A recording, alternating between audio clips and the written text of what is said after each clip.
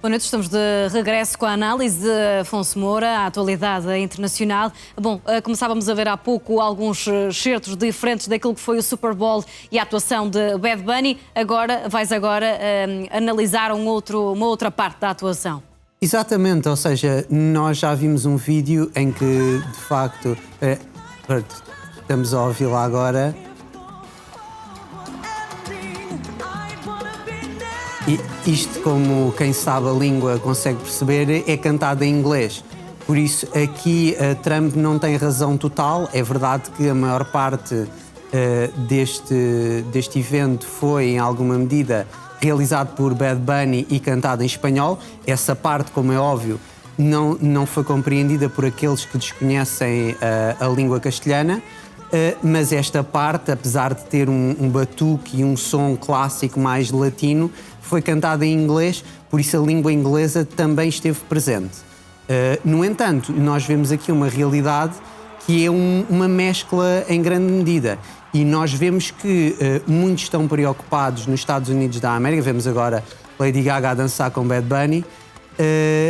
Muitos estão preocupados porque o espanhol vai ganhando uma importância cada vez maior no território norte-americano. E por isso mesmo nós temos que estar conscientes que isto não é consensual nos Estados Unidos da América. Aliás, não é de agora, já a primeira vez que Donald Trump foi eleito, a sua eleição foi em grande medida para criar uma realidade que é uma realidade que volta, não é? Make America Great Again. Se fazer da América grande outra vez é voltar às raízes da América. E a América é aqui compreendida com as 13 colónias. Atenção, a América, quando surge, quando se emancipa da coroa britânica na parte final do século XVIII, ela fica, em grande medida, ancorada no Atlântico. E depois ela vai se expandir até ao Pacífico. E nós temos, depois, já no século XIX, uma guerra com o México, em alguma medida, e é aí que os Estados Unidos da América vão chegar a estas terras que, no início, não faziam parte, como é óbvio, das 13 colónias. Aqui temos uma realidade norte-americana que é cada vez mais bilíngue. Ou seja, nestes estados do Sul, na Flórida, na Califórnia, no próprio Texas, no Novo México, nós temos cada vez mais pessoas que vivem numa realidade bilíngue.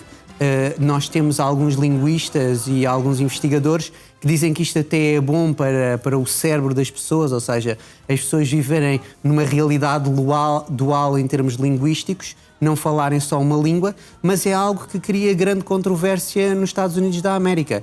Eu ouvi recentemente o Juan Manuel de Prada a dizer que os Estados Unidos da América e o conceito de hispanidade, ou seja, que é um conceito que tem muito a ver com esta atuação de Bad Bunny nas massas da cultura popular, são incompatíveis.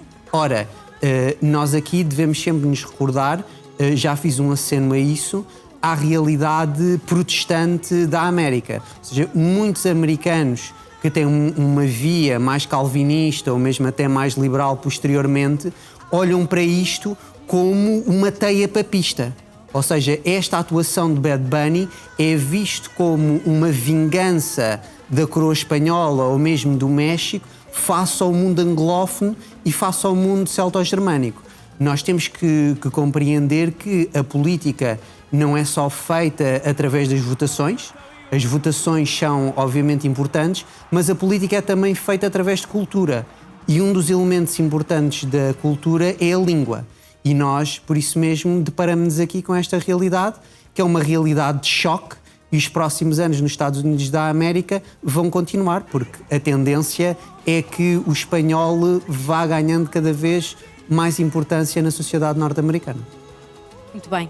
Vamos agora centrar as nossas atenções para o Médio Oriente, porque amanhã, esta quarta-feira, há um encontro na Casa Branca entre Trump e Netanyahu. Que significado político é que tem este encontro nesta fase em que, nomeadamente, as tensões com o Irão continuam a aumentar e mais daqui a pouco já vamos falar também dessa questão? Exatamente, as tensões de facto continuam vivas entre os Estados Unidos da América e o Irão. Netanyahu vai com uma missão muito clara, que é uma missão que sempre foi a dele há muitas décadas a esta parte, que é o derrubo de regime no Irão.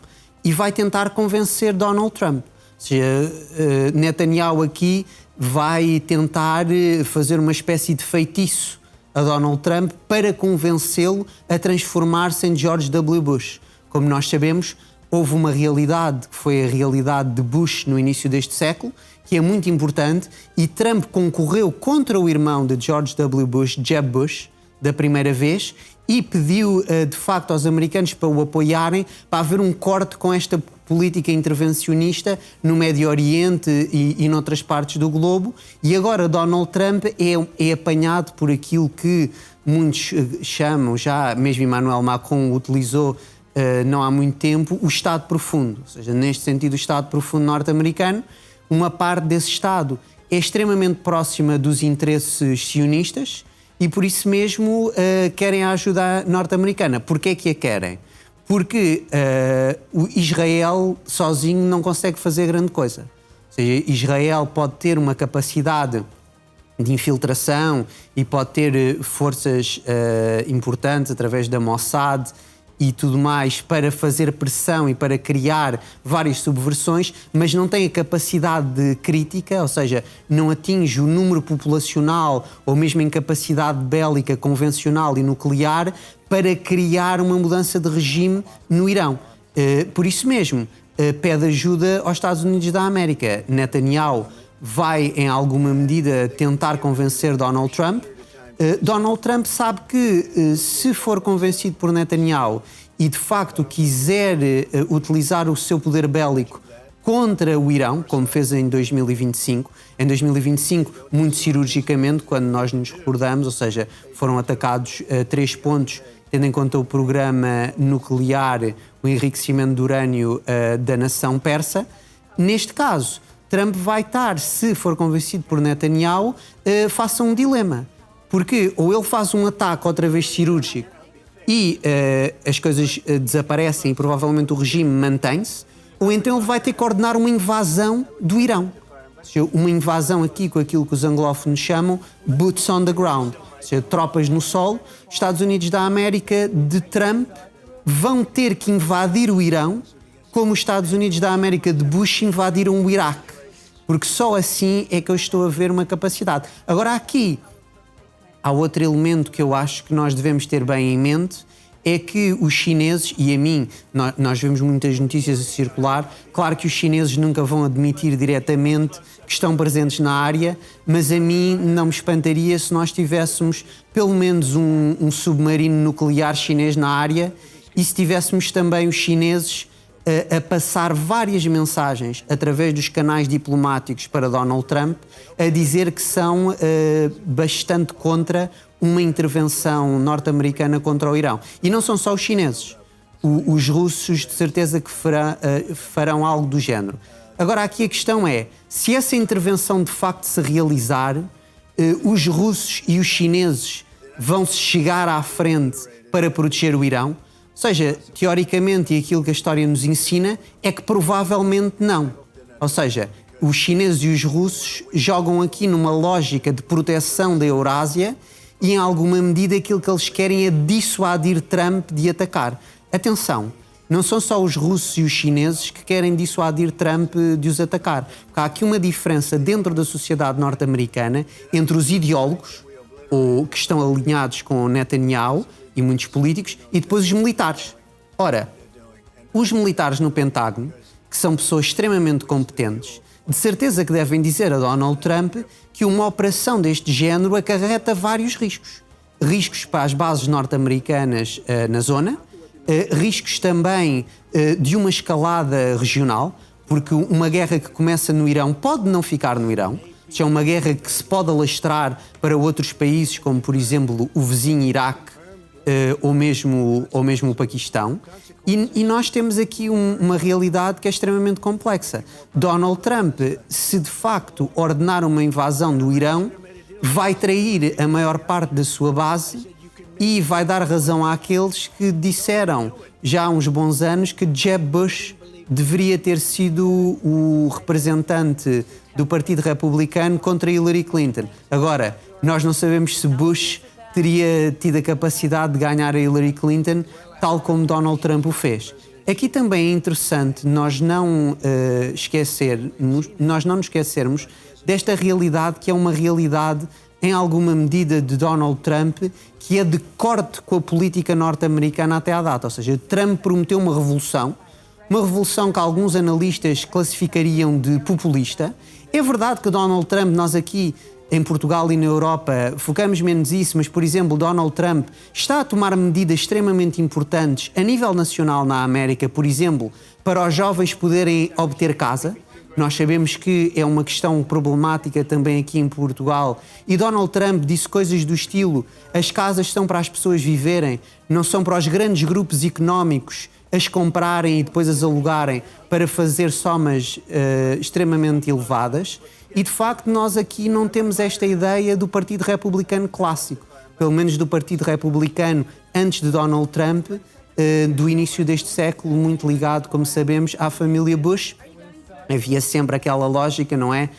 Extremamente liberal. Nós temos que deixar o mercado funcionar. O mercado vai reequilibrar-se sozinho, e isso é que é o mais importante. Ora, Donald Trump tem aqui algum intervencionismo que lhe é apontado por alguns dentro do Partido Republicano que não gostam nada disto.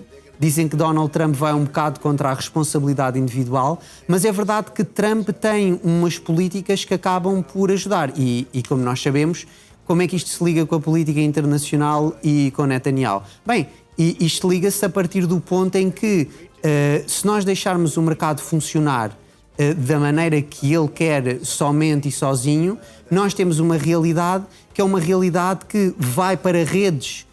Nós tivemos um crash do Bitcoin, por exemplo, ou seja, o mercado é volátil.